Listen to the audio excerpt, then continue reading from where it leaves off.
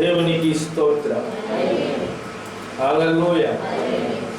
ప్రభునందు ప్రియమైన నా సోదర సోదరీమణులైన మీ అందరికీ దేవుని సన్నిధిని తేనె కంటేను జుట్టు తేనె దారుల కంటేని మధురమైన ఆయన సహవాసాన్ని ప్రేమించి కోరి ఆయనతో సహవాసము చేయటానికి చేరి వచ్చిన మీ అందరికీ ప్రభు పేరిట వందనాలు. అందరికీ షలోం. దేవుడు మనందరి మధ్య సమాధానం ఇలాగే వచ్చును గాక. ఆమేన్. దేవునికి స్తోత్రం. గత వారంలో హెచ్చరిక అనే అంశాన్ని మనం ధ్యానం చేశాము. దేవుడు మన క్షేమమును కోరి మనకి మరొక అవకాశాన్ని ఇవ్వడానికి, మన జీవితంలో దేవుడు ఒక నూతనమైన కార్యాన్ని చేయడానికి ఆయన హెచ్చరిక చేస్తాడు అని ఒక పాఠాన్ని మనం నేర్చుకుంటున్నాం. దేవుడు హెచ్చరిక చేశాడు అంటే దాన్ని తప్పకుండా మనం గ్రహించి ఆ హెచ్చరిక నుండి మనము సరిచేసుకుని మన జీవితాలను సరిచేసుకుంటే మన పరిస్థితి బాగుంటుందని నేను గత ఎపిసోడ్లో గత వారంలో నేను మీతో తెలియజేశాను. ఈరోజు హెచ్చరికలో రెండవ భాగాన్ని మనం ధ్యానం చేసుకుంటున్నాం. హెచ్చరిక భాగము 2 రెండవ భాగాన్ని నేను ఈరోజు మాట్లాడి ముగిస్తాను.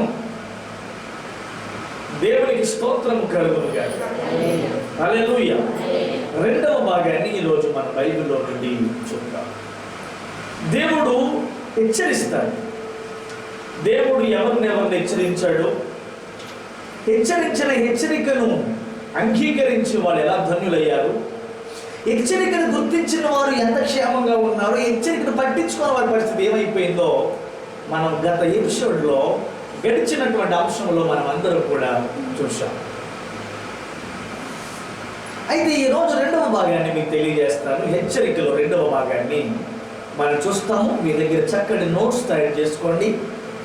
మనము ఖాళీగా ఉన్న సమయాల్లో మీరు వీటిని ఎవరు వేసుకుంటే మన ఆత్మకి దీనికి మించిన బలం మరొకటి లేదు. నేను బోధిస్తున్న ప్రతి అంశాన్ని మీరు మీ ఇంటి దగ్గర ఉన్నప్పుడు, ఒక గేదె ఒక పశువు ఆహారం వేసినప్పుడు ఉన్నదంతా తినేస్తుంది. తిన్నదాన్ని అంతటి అరిగించుకోదు.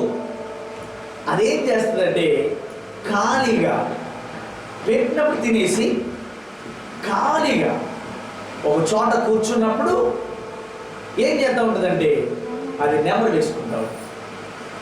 ఖాళీగా ఉన్నప్పుడు నెమరు వేసుకుంటూ ఉంటుంది. దేవునికి స్తోత్రం కలుగుతుంది. హల్లెలూయా. హల్లెలూయా. ప్రియమైన దేవుని యొక్క బిడ్డలారా, అందుచేత మీరు గమనించండి. ఈరోజు నేను హెచ్చరిక రెండవ భాగాన్ని ఈరోజు నేను మీకు బోధిస్తాను. అపోస్తుల కార్యములు 2వ అధ్యాయము 40వ వచనం. అపోస్తుల కార్యములు 2వ అధ్యాయము 40వ వచనాన్ని మనం చూద్దాం. ఇంకను అనేక విధములైన మాటలతో సాక్ష్యమిచ్చి మీరు మూర్ఖులకు ఈ తరము వారికి వేరై రక్షణ పొందుడని వారిని హెచ్చరించారు. మొదటి హెచ్చరిక ఏంటి? మొదటి హెచ్చరిక ఏమని ఇచ్చాడు ఆయన? మొదటి హెచ్చరిక ఏంటి? మీరు రక్షింపబడటానికి ఓడలోనికి ప్రవేశించండి. నేను జలప్రలయంతో ఈ ప్రపంచాన్ని మొత్తాన్ని నాశనం చేయబోతున్నాను. మీరు వాడెక్కండి, వాడెక్కిన వారు రక్షించబడతారు అని నావోహు హెచ్చరించాడు. నావోహు ఆ హెచ్చరికను అనుసరించి పాటించి రక్షింపబడ్డాడు. దేని స్తోత్రం. రెండవ మాట, మూర్ఖులకు ఈ తరము వారికి వేరై. ఆ తరానికి వేరుగా ఉన్నాడు కాబట్టి నావోహు ఏమయ్యాడు? ఆ తరం ఎలాంటి తరం? ఎలాంటి తరం అది? అదేంటండి అలా మర్చిపోతే ఎలా? ఎలాంటి తరం అది? ఆదికాండం 6వ అధ్యాయంలో ఆ తరం ఎలాంటిదండి? ఏ మాత్రం కూడా దేవుని భయము లేని తరం. దేవుని స్తోత్రం. హల్లెలూయా. ఎలాంటి తరం అది? 6వ అధ్యాయం 1వ వచనంలో చూస్తే ఇష్టానుసారంగా వివాహం చేసుకునే తరం. ఏమండి? అలాగే చెడుతనము గొప్పదైపోయిన తరం. హృదయం యొక్క తలంపులు ఊహంతా ఎల్లప్పుడూ కేవలం చెడ్డది, చెడిపోయిన తరం. ఏమండి? అందుకే 7వ అధ్యాయం 1వ వచనంలో ఏమన్నాడు? ఈ తరము వారిలో నీవే నా ఎదుట నీతిమంతుడవై ఉన్నావు. ఎందుకు నావు నీతిమంతుడిగా ఉండగలిగాడు? ఎందుకు ఉండగలిగాడండి నావు? కొంచెం పరిస్థితి. ఎందుకు నావు నీతిమంతుడిగా ఉండగలిగాడు? ఆ తరము వారికి అతడు ఎలా ఉన్నాడు? వేరుగా ఉన్నాడు. ఏమండి? ప్రస్తుతం చెడిపోతున్న ఈ తరంలో, వాడైపోతున్న ఈ తరంలో, భయంకరంగా ఎవరి ఇష్టానుసారంగా వాడు బతుకుతున్న ఈ తరంలో మనం ఎలా ఉండాలి? ఎలా ఉండాలి? వేరై ఉండాలి. ఏమై ఉండాలి? నేను కలుపుకొని పోతాను అంటే నీ ఇష్టం. ఆల్రెడీ డిస్టెన్స్ ఏర్పాటు చేసేసింది కరోనా. సోషల్ డిస్టెన్స్, సామాజిక దూరం. కొందరు చెప్తారు బైబిల్ ప్రకారంగా సామాజిక దూరం అంటే ఏంటి? ఎందుకు సామాజిక దూరం పాటించాలి? దేవుడు ఎప్పుడు చెప్పాడు ఆ పని చేయండి అని. మనం చేయక నష్టపోతున్నాం ఈ రోజున. ఏమండి? వేరుగా ఉండండి. వేరుగా ఉంటేనే నీకు ఎప్పటికైనా క్షేమం. లేదంటే నేను మీద వెళ్ళిపోతానండి, నేను దొరుకుతానండి ఇష్టం. వేరుగా ఉండాలి. ఈ సమాజానికి మనం ఎలా ఉండాలంట? ఈ తరమానికి మనం ఎలా ఉండాలి? వేరుగా. Praise the Lord. హల్లెలూయా. మూర్ఖులు ఈ తరం వారికి వేరై రక్షణ పొందుడని వారిని, రక్షణ పొందని వాళ్ళందరికీ చెప్తున్న మాట, తొందరలో రక్షణ పొందాలి. పిల్లలైనా పెద్దవారైనా మీరు తొందరగా రక్షణ పడాలి. అలాగే ఈ మూర్ఖులకి ఈ తరం వారికి మనం ఎలా ఉండాలి? భక్తిహీనులు ఉంటారు, అవిశ్వాసులు ఉంటారు, అన్యులు ఉంటారు, దుర్మార్గులు ఉంటారు, త్రాగుబోతులు ఉంటారు. ఇంకా ఎన్ని కరోనాలు వచ్చినా ఇంకా ఏ మాత్రం లెక్క చేయకుండా ఇచ్చిన వచ్చిన బతికే వాళ్ళు ఉంటారు. అటువంటి తరానికి మనం ఎలా ఉండాలి? వేరై ఉండాలి. దేవుని స్తోత్రం చెప్పండి. హల్లెలూయా. దేవుని నామమున స్తోత్రము కలుగును గాక. వేరుగా ఉండాలి. మనం పరిశుద్ధ స్థలములో మనం వేరుగా ఉండాలి. హెబ్రీయులకు రాసిన పత్రిక 8వ అధ్యాయము 5వ వచనంలో చూస్తే, హెబ్రీ పత్రిక 8వ అధ్యాయము 5వ వచనంలో మోషే గుడారము అమర్చబోయినప్పుడు దేవుడు ఆయన ఒక ప్రత్యక్షపు గుడారాన్ని ఏర్పాటు చేయమన్నాడు. నేను నివసించడానికి, నేను రావడానికి ఒక ప్రత్యక్షపు గుడారం కట్టమన్నాడు. అయితే ఆ గుడారం యొక్క నమూనా, ఆ గుడారం యొక్క నమూనాలు తీసుకోవడానికి మోషే ఎక్కడికి వెళ్ళాడు? సీనాయి కొండకి, సీనాయి పర్వతం ఎక్కాడు. సీనాయి కొండకి ఎందుకు వెళ్ళాడు అంటే, నేను ఒక ఛాయ్ చూపిస్తాను నీకు. ఆయన ఒక నమూనా ఇచ్చాడు. నీవు ప్రత్యక్షపు గుడారాన్ని ఎలా నిర్మించాలి? నీవు ప్రత్యక్షపు గుడారం యొక్క నిర్మాణము, కొలతలు, బయట ఆవరణం, బయట పరిశుద్ధ స్థలం, అతి పరిశుద్ధ స్థలం ఇలా ఉండాలి, గంగాలం ఇలా ఉండాలి, హల్లెలూయా, వెలుపటి ఇలా ఉండాలి, లోపటి ఇలా ఉండాలి, ఆవరణ ఇలా ఉండాలి, కొలత ఇలా ఉండాలి అని దేవుడు మోషేకు ఏమిచ్చాడంటే ఒక నమూనా ఇచ్చాడు. అయితే ఇచ్చినటువంటి దేవుడు ఏమన్నాడు చూడండి. మోషే గుడారము అమర్చబోయినప్పుడు అది ఎక్కడండి? కొండ మీద నీకు చూపబడిన మాదిరి చొప్పున సమస్తమును చేయుటకు. Be careful. మోషే, నేను చెప్పిందంతా విన్నావుగా? విన్నాను. నేను చూపి ఆయన అప్పుడు ఏం గీసి ఇవ్వలేదు, పేపర్ ఇవ్వలేదు, ఆయనకి ఏమిని. ఇప్పుడు మనకి నమూనా అంతా ఇచ్చినా కూడా తిరగ కట్టట్లేదు. ఇంజనీర్ ప్లాన్ వేసి ఇస్తే ప్లాన్ ప్రకారం కట్టేవాడు ఏంటి అసలు? దేవుడు కొండ మీద మోషేకి ఏమి ఇచ్చాడట? ఎలా నిర్మించాలో దాని ఛాయ్ ఇచ్చాడు. ఇలా నిర్మించాలి, ఈ విధంగా కట్టాలి అని చెప్పిన దాన్ని దిగిపోతున్నప్పుడు అన్నాడంట ఆయన, నీకు చూపబడిన మాదిరి చొప్పున సమస్తమును చేయుటకు ఏం చేయాలి? నువ్వు జాగ్రత్త పడాలి. అంటే అందులో ఎక్కడ ఏ కొంచెం తేడా వచ్చినా కూడా మోషేకి ఏమొచ్చే అవకాశం ఉంది? ప్రమాదం వచ్చే అవకాశము. ఒక గుడారాన్ని కట్టడానికే దేవుడు అంత వార్నింగ్ ఇస్తే నీ జీవితాన్ని సరిపెట్టుకోవడానికి ఎన్ని వార్నింగ్లు ఇవ్వాలి దేవుడు? ఇల్లన్న తర్వాత అటో ఇటు అవుద్దులేండి అంటాడు ఇంజనీరు. ఇల్లన్న తర్వాత అటో ఇటు అవుద్దులేండి అంటాడు తాపీ మేస్త్రి. ఎవడో పర్ఫెక్ట్? నువ్వు ఫోటోలో చూసినట్టుగా కట్టగలవా? ఎవడైనా పర్ఫెక్ట్గా చేయగలవా? చేయగలవు. మరి గుడారం విషయమే దేవుడు అన్నాడు, నువ్వు వెళ్తున్నావు, నీ నిర్మాణంలో నువ్వు చాలా జాగ్రత్తగా ఉండాలి అని చెప్పాడు. మరి గుడారం కోసం అంత జాగ్రత్త చెప్తున్నాడు. దేవుడు మనకి ఇచ్చిన జీవితం గురించి ఎంత జాగ్రత్త చెప్తున్నాడు ఒకసారి దేవుడు ఆలోచన. అని దేవుని చేత హెచ్చరింపబడిన ప్రకారము, దేవుని స్తోత్రం చెప్పండి, దేవుని చేత హెచ్చరింపబడ్డాడట. ఎవరండి? మోషే.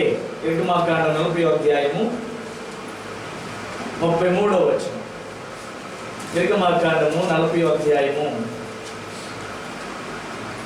33వ వచనం. మరియు అతడు మందిరమునకు, బలిపీఠమునకును మందిరమునకును చుట్టూ ఆవరణము ఏర్పరిచిన ఆవరణ ద్వారపు తెరలు వేసెను. అలాను మోషే పని సంపూర్తి చేసెను. ఆ తర్వాత అప్పుడు మేఘము ప్రత్యక్ష గుడారమున కమ్మగా యెహోవా తేజస్సు మందిరమును నింపెను. దేవుని స్తోత్రం చెప్పండి. హల్లెలూయా. ఎప్పుడైతే దేవుడు చెప్పినట్టుగా మోషే నిర్మించాడో అప్పుడు మేఘము ప్రత్యక్ష గుడారం మీదకు వచ్చి ఏం చేసిందట? అప్పుడు ఆ మేఘము మందిరం మీద నిలుచుట చేత మందిరం యెహోవా తేజస్సుతో నింపబడెను గనుక మోషే ప్రత్యక్ష గుడారంలోనికి వెళ్ళకుండెను. దేవునికి స్తోత్రం చెప్పండి. దేవుని చేత హెచ్చరింపబడిన భక్తి జీవితం కలిగి ఉండాలి. దేవుని చేత హెచ్చరింపబడిన సేవా జీవితం కలిగి ఉండాలి. దేవుని చేత హెచ్చరింపబడిన సంఘ జీవితాన్ని కలిగి ఉండాలి. దేవుని మందిరానికి వచ్చేటువంటి ప్రజల యొక్క నడవడిక మాదిరి ఎలా ఉండాలంటే దేవుని చేత హెచ్చరింపబడినదై ఉండాలి. ఏమై ఉండాలండి? మాట్లాడలేదండి మీరు? ఏమై ఉండాలి? దేవుని చేత హెచ్చరింపబడిన జీవితమునే మనం కట్టుకోవాలి. దారి పోయేవాడు హెచ్చరించింది, రోడ్డు పక్కన హెచ్చరించింది, మీ అన్న, మీ తమ్ముడు, మీ మేనమావ, నీ మేనల్లుడు, మామగారు, నీ అత్తగారు, వాళ్ళు హెచ్చరించినట్టు కాదు. నీ తోడలుడు, తోటకూర, మెంతుకూర, ఇది కాదు. నీ జీవితాన్ని ఎలా నిర్మించుకోవాలి?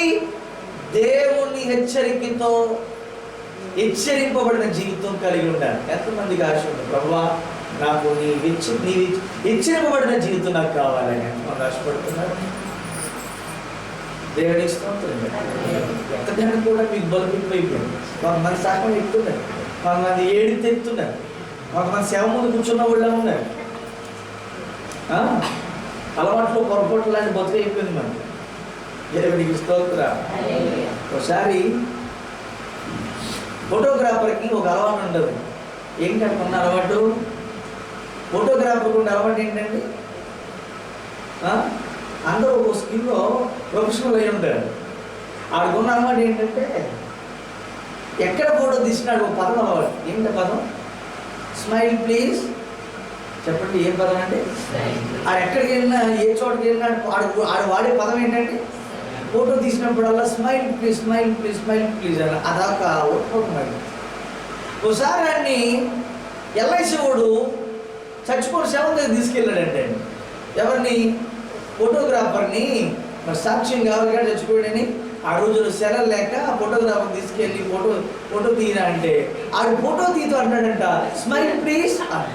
దేన్ని చచ్చిపోయిన శవాన్ని ఏమంటాడు, అక్కడ సేవ పెట్టుకుని అంటాడు స్మైల్ ప్లీజ్. అలా ఉంది మీ మొబైల్. దేవునికి స్తోత్రాలు.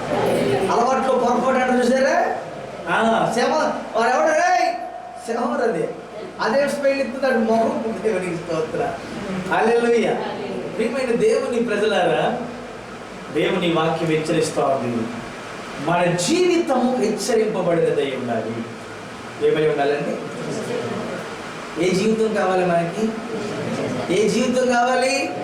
అలా ఎలా సాగు, సిగ్గులేదు మొహానికి, అలా సాగిపోతుందని బ్రతుకు పనికిమాలు బతికేసుకుని ఎలా ఉన్నారు? ఎవరిని అడిగింది మాట, మాస్టర్ గారు బాగున్నారా, ఎలా ఉన్నా, అలా సాగిపోతుందండి సిగ్గులేని మొహం. అలా సాగిపోతుందా? ఎలా సాగిపోతుంది? పనికిమాలు మొహం వేసుకుని. దేవుడి నుంచి చేత హెచ్చరింపబడిన జీవితాన్ని మనం కలిగి ఉండాలి. ఇంకా ఏ జీవితం అండి? దేవుని చేత హెచ్చరింపబడిన, ఎప్పుడైతే దేవుని చేత హెచ్చరింపబడిన జీవితాన్ని మనం కలిగి ఉంటామో అప్పుడు దేవుని యొక్క ప్రభావం మేఘం వలె మనల్ని ఆవరించునుగాక. Praise the lord. స్తోత్రం చెప్పండి. దేవుడు చెప్పింది చెప్పినట్లు కొండ మీద తీసుకెళ్ళి నమూనా ఇచ్చాడు, ఛాయ. ఎక్కడైనా మర్చిపోకుండా ఎంత. దీన్ని బట్టి నాకు ఏమర్థమైందంటే మోషేకి ఎంత మెమొరీ పవర్ ఉందో నాకు అర్థం కదండి. ఎంత మెమొరీ పవర్ ఉంటే మోషే ఆ కొండ మీద చూసి వచ్చిన దానికి కింద కడతాడు. పేపర్ లేదండి, కాగితం లేదండి, దేవుడు చూపించాడు ఇలాగ ఆవరణం ఇది, గంగాలం ఇది, దీపవృక్షం ఇది, పరిశుద్ధ స్థలం ఇది, అతి పరిశుద్ధ స్థలం ఇది, కొలతలు ఎంత, పొడుగు ఎంత, వెడల్పు ఎంత అని దేవుడు చెప్పాడు కొండ మీద. ఆయన చెప్పింది చెప్పినట్లుగా చెయ్యాలి, నువ్వు కిందకి వెళ్ళి అన్నాడు. నేనేం చెప్పాను అదే చేయాలి సుమా, లేకపోతే నేను రాను అన్నాడు. అంతలాగా ఆయన చెప్పింది చెప్పినట్టుగా జ్ఞాపకం ఉంచుకుని వచ్చి కింద కట్టగలిగాడంటే ఆయన మనసంతా కూడా దాన్ని నింపుకున్నాడు కాబట్టి దాన్ని అంతగా నిర్మించగలిగాడు. దేవుని స్తోత్రం చెప్పండి. నీకు లోకమంతా నీ బుర్రతో నిండుకు నీకు ఏమెక్కింది నేను చెప్పింది సగం వెంటనే సగం అవుతున్నావు. తుప్పట్టిన రిమి తిరిగిపోతే చూసారు, వంకరాలు తిరిగిపోతుంది తలకాయ. దేవునికి స్తోత్రం చెప్పండి. హల్లెలూయా. భద్రత జీవితం ఎక్కడెక్కింది? జాగ్రత్త, బీ కేర్ఫుల్.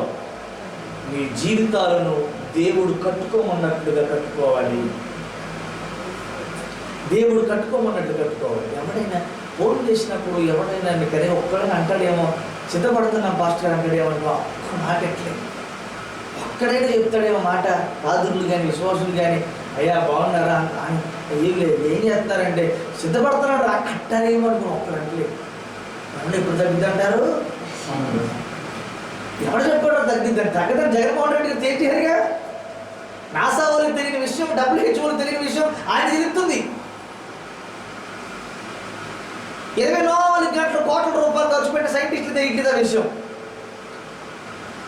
ఏం చేశారు జగన్మోహన్ రెడ్డి గారు మొన్నే? ఏమని? అందరికీ వద్దే. ఏమన్నారండి? ఏమంది? నాకు వద్దు, నీకు వద్దు, అందరికి వచ్చారు.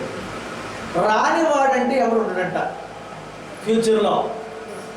చూసారా, డబ్బులు తెచ్చుకోకంటే ఇప్పుడు నాలెడ్జ్ ఉందండి. దేవుని స్తోత్రం చెప్పండి. హల్లెలూయా. అందరికీ వద్దే. మనం ఈయనంటాడు ఎప్పుడు తగ్గిపోద్ది అంటారు, ఇంకోటి ఎలాంటి అంటారా? ఇంకే అంటారంటారు లాస్ట్ గారు ఒకడు. ఇంకొకడు అంటాడు ఇంక ఎంతకాలం చూడాలంటారు ఇలాగా అంటాడు. దేవుని స్తోత్రం. దాన్ని కూడా ఎందుకు ముందు నీ పని నువ్వు లే. నీ పని ఏంటి? నువ్వు సిద్ధపడు, నీతో ఉన్నవాడిని సిద్ధపరచు. మన పని ఏంటంటే మన చివరిలో ఫైనల్గా మన పని ఏంటి? మనం సిద్ధపడాలి, అనేకులను సిద్ధపరచాలి. దేవుని స్తోత్రం చెప్పండి. అసలు పని మానేశాను. అసలు పని మానేసేసి ఏదో నేను పోతంతా కనిపించుకుని ఏమండి ఊరంతా నాదే అన్నట్టు తిరుగుతూ ఉన్నాం. మన పని ఏంటి? ఎహెజ్కేలు 38:7. మన పని ఏంటండి? ఎహెజ్కేలు 38:7. నీవు సిద్ధంగా ఉండము, నీవు సిద్ధపడి నీతో కూడా కలిసిన సమూహం అంతటిని అందరూ చెప్పండి ఈ మాట. ఈ పని చేస్తున్నారా? చేస్తున్నారా? ఏం చేయాలి? ఎక్కడైనా పార్టీ చేయాలా? ఎంతసేపు శానిటైజర్ కొడుతున్నాను. ఇది ఉతుక్కోసారి ఈ మాస్క్ ఉతుక్కోవడం అదే ఉతుక్కోకుండా నెలకి కట్టుకోకండి. అసలు 6 రోజులు నుండి లేని 3 రోజులు అంతే బతకొస్తున్నారా. కొంతమందికి బతకం. బయటికి వెళ్ళి వచ్చారంటే దాన్ని మళ్ళీ భూమి మళ్ళీ ఆరేయండి. ఎన్నో చూసిన అదే కట్టుకుని సాక్షులాగా నీకు స్తోత్ర. హల్లెలూయా. ఆడెవడో ట్రైన్లో ఎక్కితే కంపు భరించలేక సాక్షులు కొనిస్తే కొత్త సాక్షులు కొనిచ్చాడంట. కొత్త సాక్షులు కొనిస్తే అమ్మయ్య అందరూ బాగా ఉండొచ్చు ఈ భోగిలు అనుకుని ఆయన వెళ్తా ఉండండి. కాసేపు కొంతసేపు బాగానే ఉన్నారు, కొత్త స్మెల్ వచ్చింది. కాసేపు మళ్ళీ పాత స్మెల్ వస్తుందంట. ఏంటిరా కొత్త సాక్షులు కొనిచ్చిన స్మెల్ పోలేదు, ఏంటి మ్యాటరు అని అంటే, వేసుకున్నావంటే ఇదిగో వేసుకున్నావా?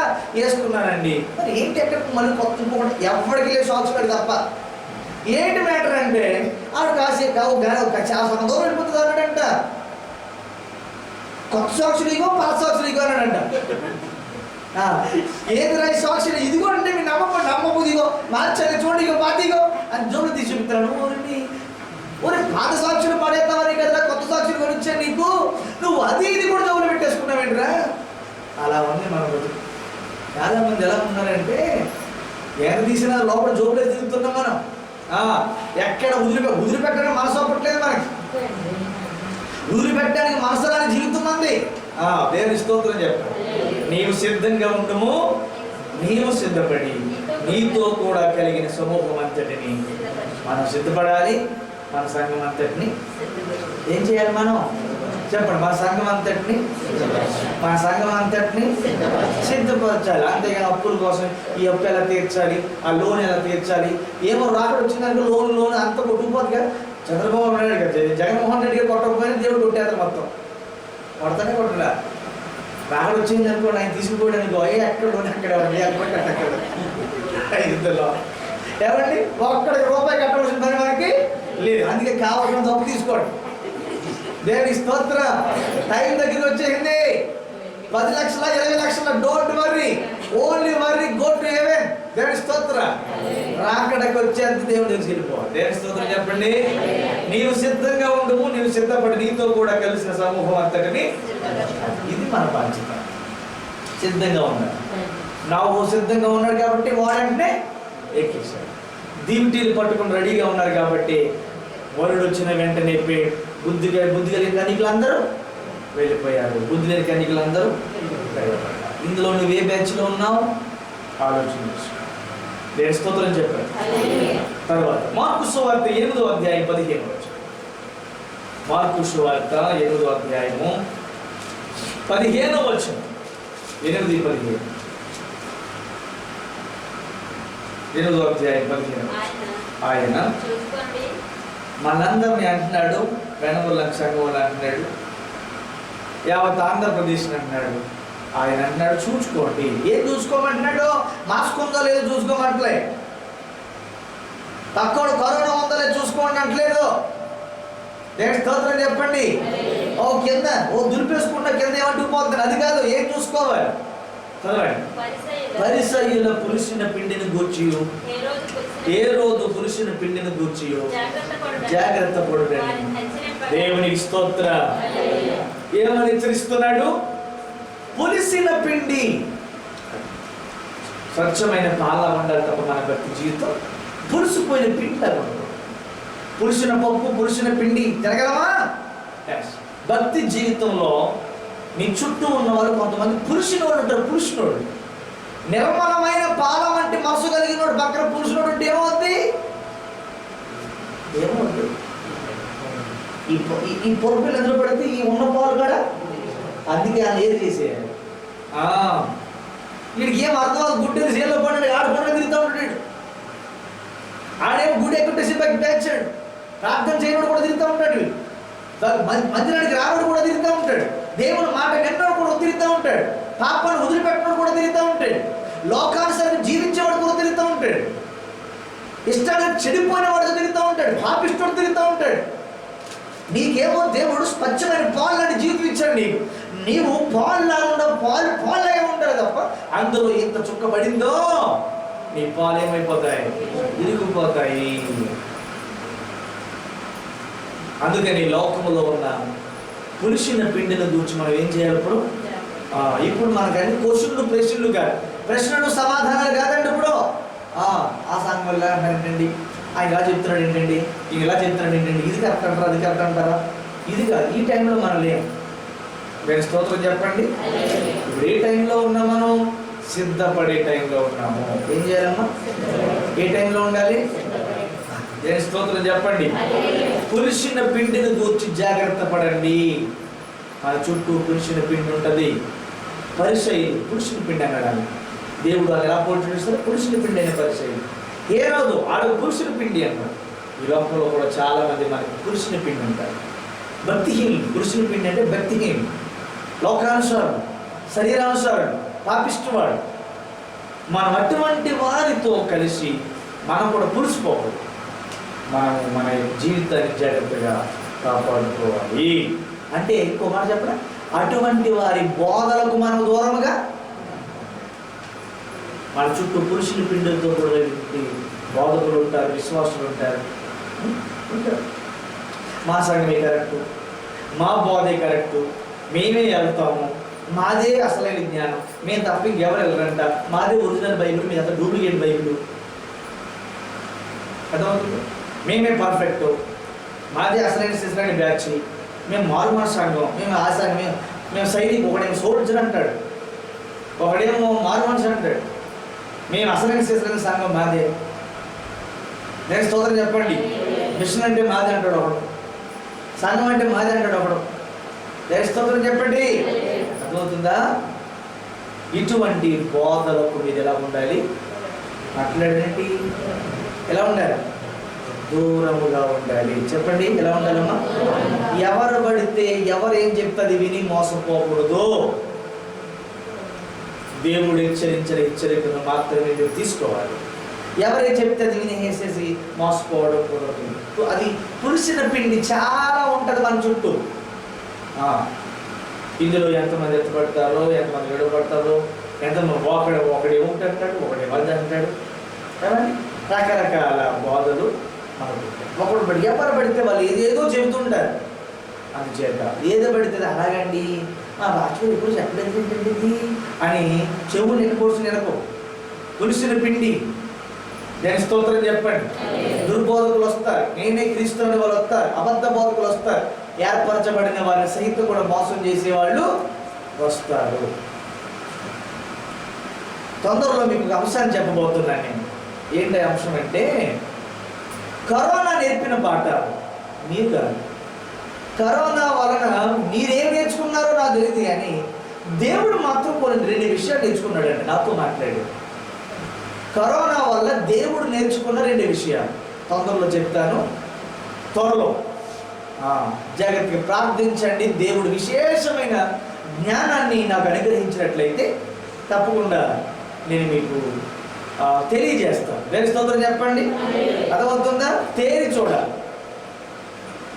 ప్రజలు ఎంత త్వరలో అన్న దానికోసం ఎంత అలాగే ఎదురు చూస్తారు అంటారు. టీవీలో చూసిన ఈ మధ్యకాలంలో నేను ఆగిపోయిన సీరియల్ మళ్ళా వస్తే ఎలా ఉంటుందో ఒక యాక్షన్ కూడా చూపిస్తారు టీవీలో ఈ మధ్యకాలంలో. అంటే చూస్తున్నారు. ఇప్పుడైనా నాకు అది చూస్తారు ఉంటే ఎంత పిచ్చి పట్టుకుని చూస్తున్నారు జనాలు. పిల్లడు ఏమో తింటం మానేస్తున్నాడు, భార్య వంట మానేస్తుంది, తాన్ని గడ్డి తీసుకోవడం మానేస్తున్నాడు. అంతలాగే చూస్తున్నాడు సీరియల్ కోసం అని ఒక యాడ్ కూడా ఇస్తాను ఈ మధ్యకాలం టీవీలో. త్వరలో అన్న దానికోసం. నెక్స్ట్ స్తోత్రం చెప్పండి. అంటే అంత పిచ్చి పట్టుకున్నాడు అందరూ.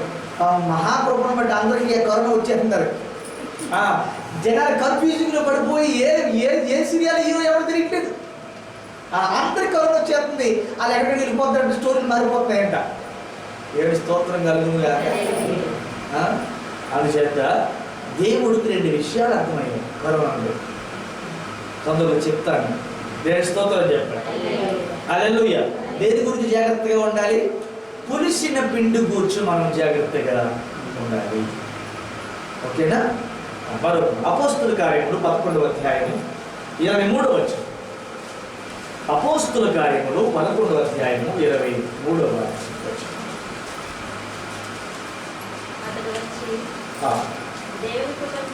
దేవుని కృపను చూచి సంతోషించి ప్రభువును స్థిర హృదయముతో హత్తుకొనవలెనని. ఆమేన్. దైవజనుడు వచ్చి ఏమని హెచ్చరించాడంట?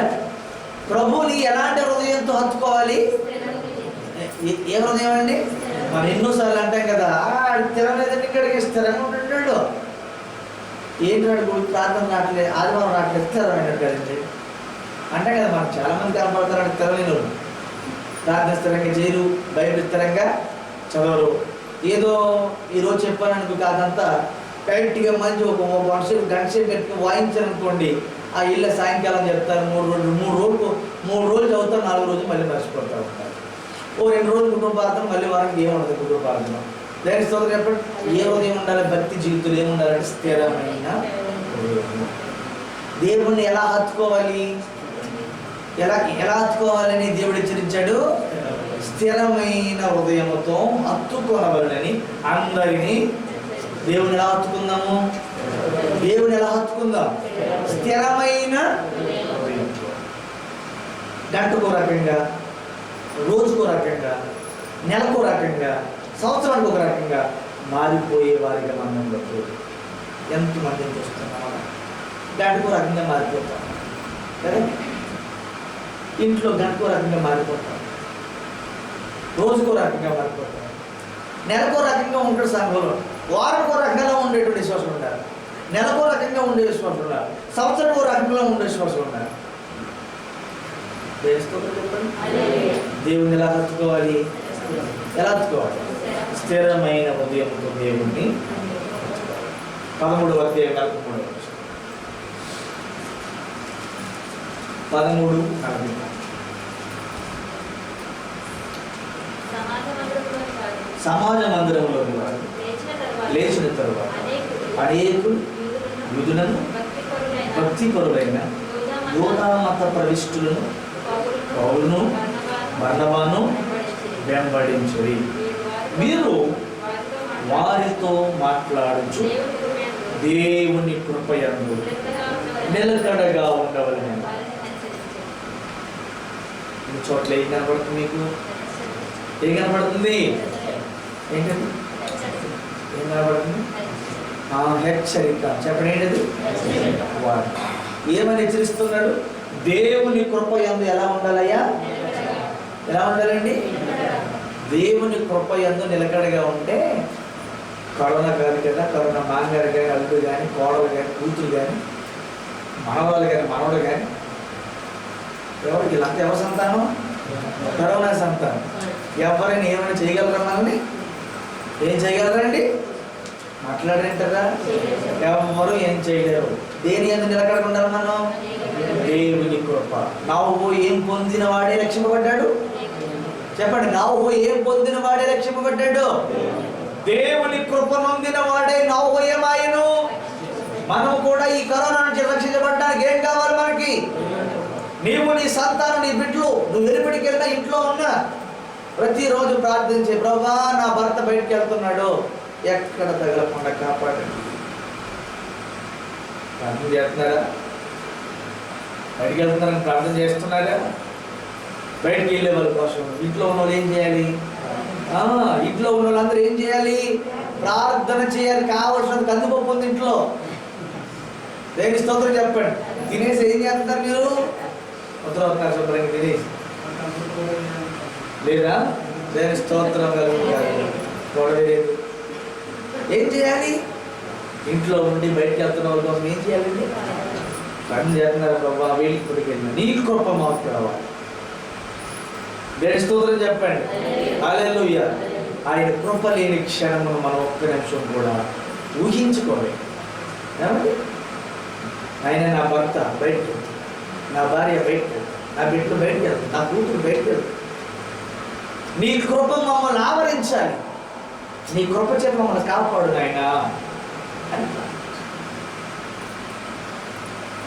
హాస్పిటల్లో వెంటిలేటర్ లేక జగన్మోహన్ రెడ్డి గారు మంచి పని చేశారు. నాకు తెలిసి అంబులెన్స్ కూడా 1000 మందిని కాపాడవచ్చు. 1000 అంబులెన్స్ రిలీజ్ చేశాడు కాబట్టి హాస్పిటల్లో బెడ్లు లేక ఒక పేషెంట్ని, కరోనా పేషెంట్ని వారం రోజులు బట్టి అంబులెన్స్ తిప్పుతూనే ఉన్నారంట. ఏం చేస్తున్నారంటే, వీడు ఎక్కడ ఉన్నాడో అంబులెన్స్ వారం రోజులు బట్టి హాస్పిటల్ ఎక్కడ బెర్త్ ఖాళీ లేకడికి బెర్త్ ఖాళీ లేక అంబులెన్స్లో తిప్పుతున్నారు.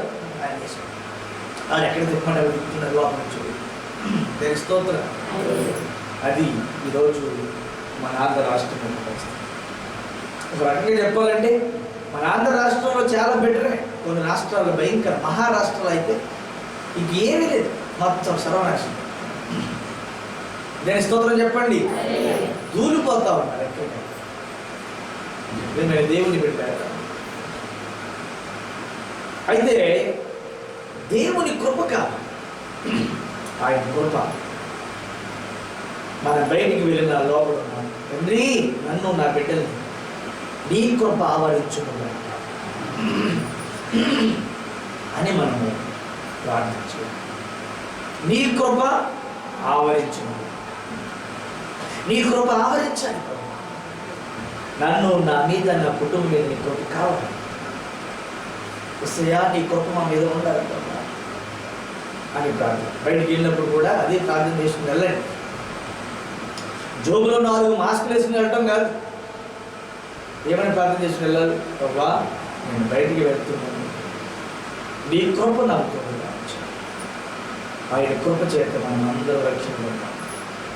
నోవహు అతని కుటుంబం రక్షించబడింది కేవలం దేవుని యొక్క, చెప్పండి, దేవుని. లోతును తన కుటుంబం రక్షించబడింది కేవలం దేవుని యొక్క. ఇశ్రాయేలీయులు కాపాడబడింది కేవలం దేవుని యొక్క కృపను బట్టి. నాడు నేడు రేపు ఒకే రీతిగా ఉన్నది కృపే, మార్పు లేనిది కృప. మనందరం ఆ కృపను కలిగి, కృప యందు మనం ఎలా ఉండాలి? దేవుని కృప మన ఇంట్లో మన మీద ఎప్పుడు నిలకడగా ఉండాలి. మిస్ చేసుకోకండి, దేవుని కృపను మిస్ చేసుకోకండి. ఆయన కృప మిస్ అయిపోయింది అనుకోండి, మీరు ఇంకా దీన్ని బ్రతికించటం ఎవరి తరము? దేవుని కృప ఎలాంటిదంటే చావు బతుకుల మధ్య ఉన్నవాడు వెంటిలేటర్ పెడితే ఎలా ఊపిరి చూసారా? అలాంటిదమ్మా. ఒక్కసారి తీసి పక్కనది ఏముంది? ఆ ఊపిరి ఆడుతున్నవాడికి వెంటిలేటర్ పెడుతున్నాడు కాబట్టి వెంటిలేటర్ పెడుతున్నాను సేపు ఏం చేస్తాడు? ఊరు ఉంటుంది, అలా తీసి పక్కన చెట్టుకుంటాడు. అలా దేవుని కృప కూడా మన దగ్గర నుంచి దూరం అయితే మన పరిస్థితి కూడా. అందుచేత దేవుడు ఇచ్చిన ప్రతి హెచ్చరికను మీరు గమనించి ఆ హెచ్చరిక ప్రకారంగా మీరు జీవించాలని కోరుకుంటూ ఈ నా మాట ముగిస్తున్నాను. దేవుడి కుటుంబాన్ని దీవించుకుంటారు.